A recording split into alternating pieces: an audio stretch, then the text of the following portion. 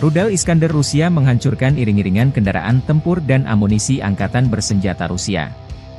Drone pengintai Rusia mendeteksi pergerakan sejumlah besar peralatan dan personel angkatan bersenjata Ukraina. Setelah mengamati pergerakan konvoi, koordinat tempat pemberhentian dikirimkan ke unit rudal. Setelah itu awak OTRK Iskander M melancarkan serangan rudal. Serangan ini terjadi di kawasan permukiman Stetskovka, wilayah Sumy. Video dipublikasikan 9 Juli. Rekaman menunjukkan penggunaan bagian kaset proyektil yang luas, ledakan gudang amunisi dan kobaran api dari iring-iringan angkatan bersenjata Ukraina ini.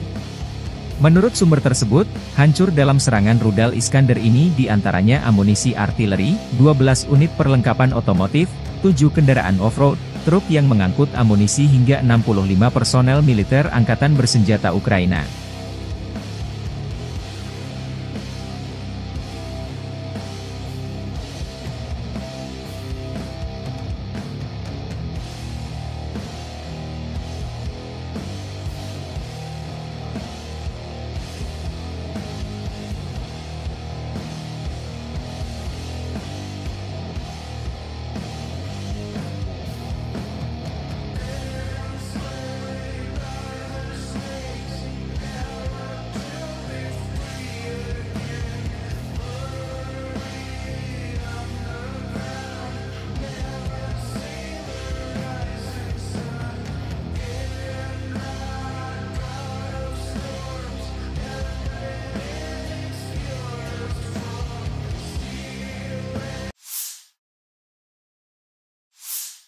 Staf Umum Angkatan Bersenjata Ukraina melaporkan pada 9 Juli, militer Rusia total kehilangan 553.410 tentara di Ukraina sejak dimulainya invasi skala penuh pada 24 Februari 2022. Jumlah ini termasuk 1.220 korban yang diderita pasukan Rusia hanya dalam sehari terakhir.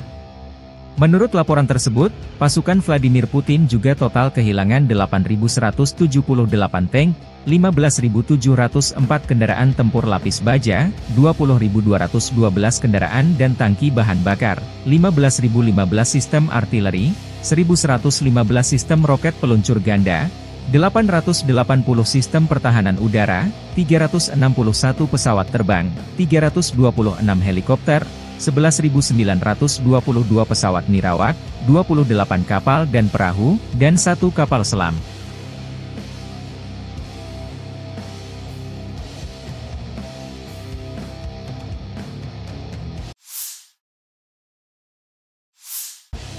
Tiga unit HIMARS kiriman Amerika Serikat hancur sekaligus. Beredar rekaman video perburuan malam tim pengintai Rusia menemukan pergerakan 3 unit HIMARS ke posisi yang telah disiapkan sebelumnya di kawasan pemukiman Klapaya, wilayah Kherson. Setelah drone pengintai mengirimkan data lokasi sistem roket, awak OTRK Iskander M melancarkan serangan rudal, menghancurkan semua kendaraan sekaligus, termasuk belasan spesialis asing. M142 High Mobility Artillery Rocket System, atau Sistem Artileri Roket Mobilitas Tinggi M142 disingkat HIMARS. HIMARS adalah peluncur roket ringan buatan Amerika Serikat yang dipasang pada kerangka truk taktikal militer standar. Klaim penghancuran 3 unit HIMARS Angkatan Bersenjata Ukraina ini belum diverifikasi. Video dipublikasikan 8 Juli.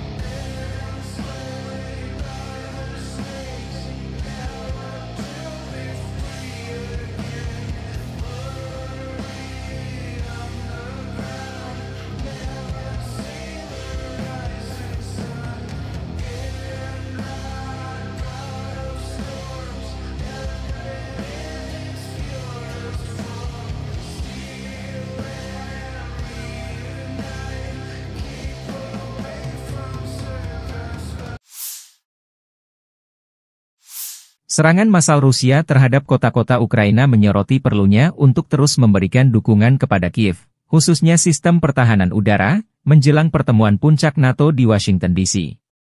Demikian dilansir juru bicara Pentagon Pat Ryder pada 8 Juli. Rusia melancarkan serangan rudal terhadap Kiev, Dnipro, Kryvyi Rih, dan Pokrovsk pada pagi hari tanggal 8 Juli, menewaskan sedikitnya 37 orang dan melukai lebih dari 170 orang. Departemen Pertahanan menyoroti bahwa serangan itu terjadi sehari sebelum pertemuan puncak NATO di Washington DC yang dimulai 9 Juli hari ini hingga 11 Juli. Ukraina telah bangkit pada kesempatan itu dengan menyusun sistem pertahanan bantuan terpadu yang menggabungkan berbagai sistem, radar, peluncur, dan lainnya, dan juga telah menerima sistem pertahanan udara dari sejumlah mitra, kata Ryder. Sayangnya, volume tembakan yang dilakukan Rusia terhadap Ukraina telah menekan sistem ini, kata Ryder. Serangan 8 Juli itu menjadi pengingat mengapa AS tetap berkomitmen untuk bekerja sama dengan sekutu dan mitra guna memberi Ukraina kemampuan pertahanan udara yang dibutuhkannya untuk membela warga negara dan kedaulatannya, imbuh Ryder. Bantuan harus segera diberikan ke Ukraina, tetapi juga harus ada rencana jangka panjang untuk membantu Ukraina mempertahankan diri di masa mendatang.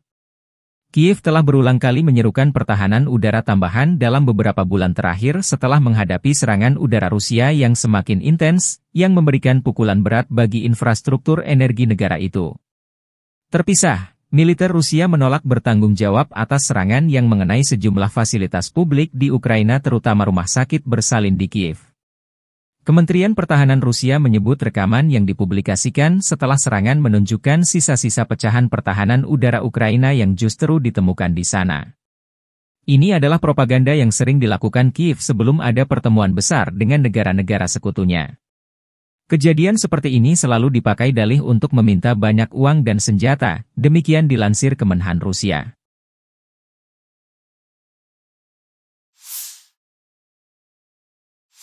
Pertempuran sengit masih berkobar di arah Kharkov. Unit utara Rusia formasi menyerang total. Sementara pasukan Ukraina berusaha sekuat tenaga mencegat pasukan musuh merebut wilayahnya. Di arah Volchansky, pertempuran sengit berlanjut di wilayah kota Volchansk.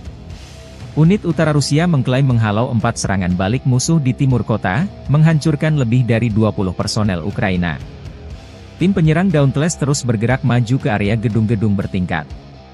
Akibat tembakan artileri dari kelompok Sever Rusia, 3 upaya untuk menyeberangi sungai Volchia digagalkan. Hingga 15 personel Ukraina dinihilkan. Total kemajuan pasukan Rusia ke arah Volchansk mencapai 100 meter dalam 24 jam terakhir. Di arah Lipsovsky terjadi pertempuran sengit di daerah pemukiman. Unit Rusia menghalau 4 serangan angkatan bersenjata Ukraina dengan jumlah total hingga 50 orang. Kemajuan kelompok penyerang musuh segera diketahui melalui pengintaian dan dihancurkan oleh artileri dan drone FPV. Hingga 30 personel Ukraina dinetralkan. Jet tempur Rusia melakukan 2 serangan dengan menjatuhkan FAB-3000 dan ODAP-1500 di titik penempatan Brigade NGU ke-12 Ukraina di Lipsy dan menetralkan hingga 80 personel musuh. Selama 24 jam terakhir, kerugian musuh berjumlah lebih dari 300 orang, demikian dilansir unit utara Rusia. Sejumlah peralatan tempur Ukraina dihancurkan di antaranya 2 howitzer M777, howitzer D-30, stasiun radar buatan Israel, 8 mortir 120 mm di area Glubokoye, Vesholoye, Malyi Prohody dan Lipsy. Rekaman berikut menunjukkan drone Lancet Rusia menghancurkan radar buatan Israel dalam versi MHR, Multi-Mission Hemispheric Radar. Radar ini mampu mendeteksi pesawat pada jarak 65 km, UAV berukuran sedang, hingga 45 km, ranjau mortir dan rudal berbagai jenis, hingga 10 hingga 14 km. Penghancuran radar kiriman Israel ini terjadi di wilayah Lipsy, arah Kharkov.